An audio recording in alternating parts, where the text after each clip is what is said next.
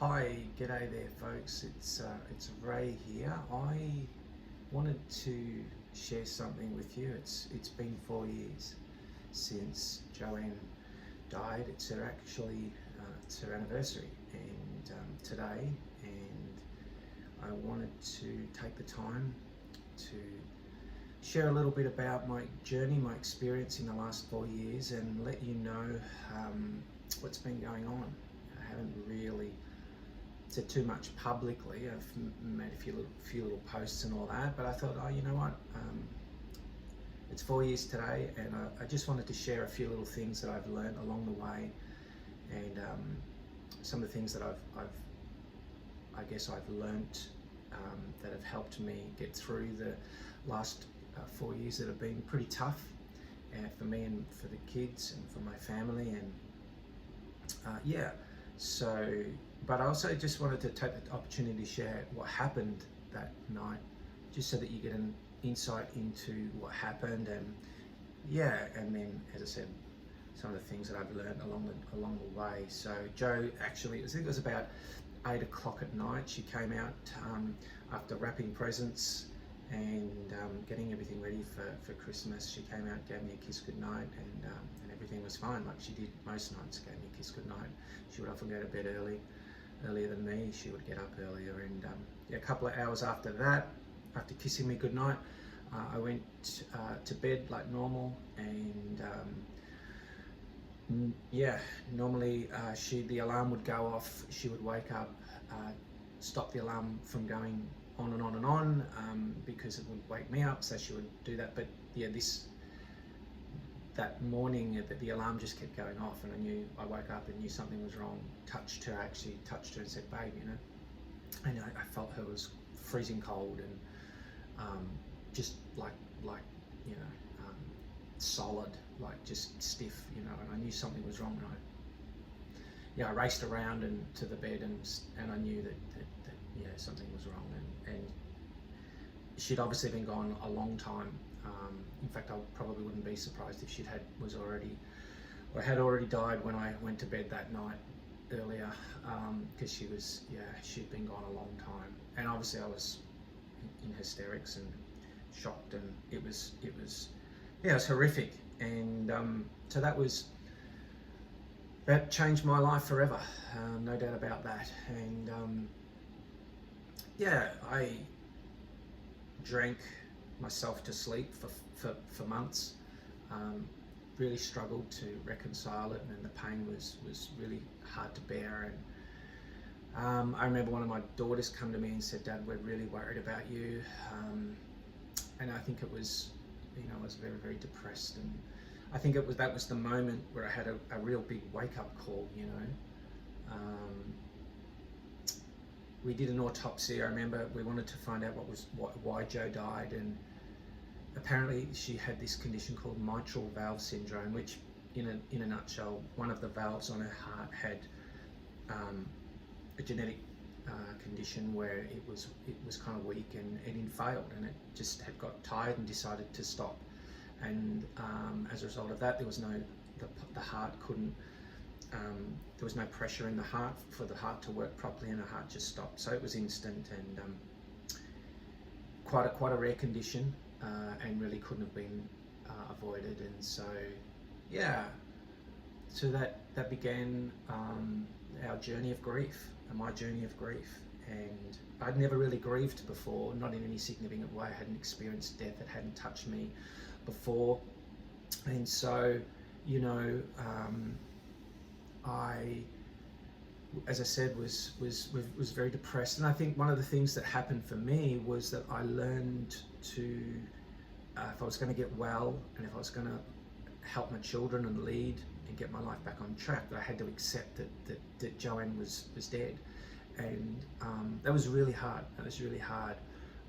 I think, for a long time I had probably built my life around, trying to create a comfortable life for me and for my family. And I think probably tried to avoid pain and suffering and discomfort and all that sort of stuff, and create a life of comfort and adventure and fun, and consuming nice things and all that stuff. And I guess none of those things are wrong, but when you try and avoid pain and discomfort and suffering, which comes to all of us, right? I think you don't learn resilience. You don't learn some of the things that are super important to sustain you in life. And so, accepting that this had happened to me, and that bad things happen to good people, and that it was a reality, was, I probably think, a beginning point for me to in growing and learning. And so I feel like that was super important for me. The second thing probably was the ability to reframe. And what I mean by that was, not too long after I accepted that this had happened to me, that was when the pain really started to kind of hit in, because I guess I'd numbed it for such a long time with drinking and just sleeping and was depressed. Now I had to accept that this pain was there and kind of almost lean into it, and that was really hard.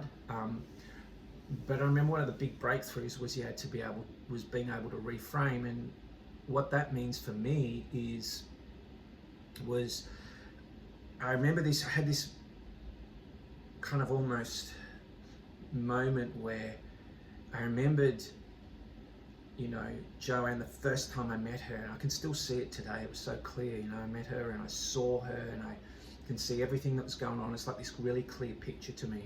And she, she took my breath away. She really did. And it was this beautiful picture and moment in time. And I almost felt like I relived that moment. And I felt like I was in that moment several months after Joanne had passed, and I was immersed in that moment. And I felt a tap on my shoulder, and I felt like it was God Himself saying to me, "You can have that woman.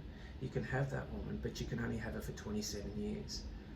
And that was, and I said, "Yes, I'll do it, And that was a moment for me to almost look at the pain of loss, that I'd lost Joanne, and the pain of I was never going to see her again, and the fear and all of the things that come with that, really, with the pain and the loss. And I was able to reframe it and go, you know what, I had 27 years of my life with this woman, and not many people get to do that, right? It was fantastic. Our marriage definitely wasn't perfect, but it was brilliant, and I got to do that with her, and so I'm really grateful.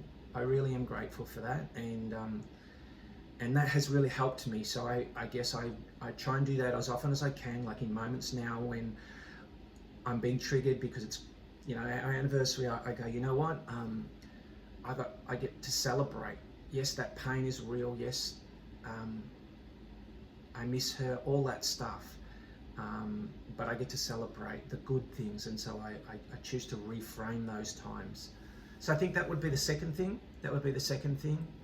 And the third thing for me is probably being present. My children have told me, "Dad, you've changed so much. You really have changed so much in the last few years." And I kind of go, well, what does that look like? And they all say the same thing. They say, "I'm present." And I think I have learned to stop and smell the roses. I think for a long time I know that I always thought forward. I was always playing the movie forward and projecting and preparing for the future and thinking forward, and also the past. And I wonder whether I was almost fearing the future and regretting the past. I see that seemed to take a lot of my energy and a lot of effort, and I really didn't stop to be present, and I think that made me discontent, I think, a lot, and irritable, and I've learned that through this last few years that I really want peace. I'm desperate for peace. I'm desperate for joy, meaning, purpose, those things. And those things for me only come when I take the time to be present in the now. It's like being present provides opportunities for me to experience joy and peace and love and meaning and purpose and those things that are super important to me now. And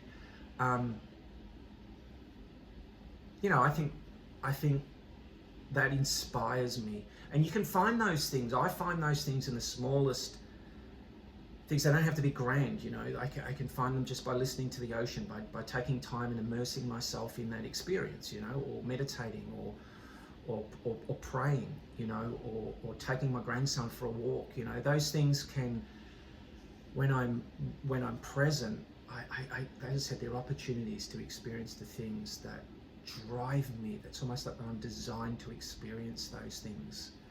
And that motivates me. That motivates me now. So look, there are a few things that I've learned. I hope that you can take a few things, a couple of ideas or thoughts away with you. I'd like to finish with this picture,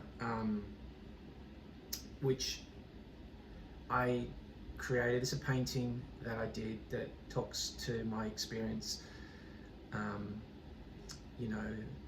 in grief. The orange is that event where it was like splat, like that was that event where my life was never the same 4 years ago.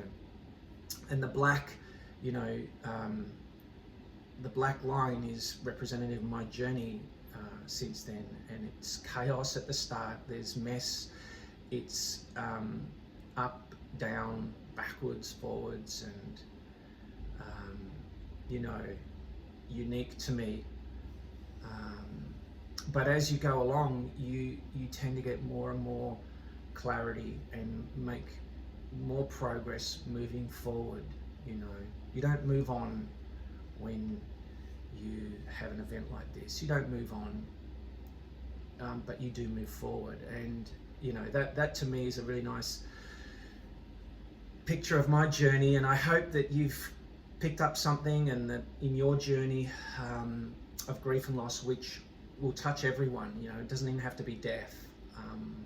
It can be a divorce, it could be a relationship breakup, it could be a loss of a job. These things are all experiences where grief and loss will touch us.